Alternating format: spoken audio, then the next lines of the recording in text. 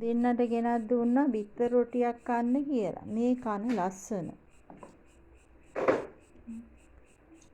මෙයා නම් කන්න දන්නේම නැහැ. කොහොමද කෑම කන්නේ? ඈ? කොහොමද කෑම කන්නේ? ඈ? ඕ. කොහොම ළමයි කෑම කන පුරුද්දක් තියනවද? නැහැ නේද? කැතයි නේ ඔය පුරුද්ද? නැහැ නේද කියලා. ඈ? නිදියගෙන කෑම කන්නේ නැහැ නේද ළමයි? ආපෝ මේවා ටීචර් දැක්කහම කියයි නෝටි ළමෙක් කියලා ඔයා. වාඩි වෙනවට හිර වෙන්නත් පුළුවන් ওই විදියට කාලා. ඈ? ආදි කියන දේ අහන් ළමෙක් වෙනවා කිව්වා නේද? ඈ කිව්වනේ. දැන් අපිට එනකොට කිව්වනේ ආති.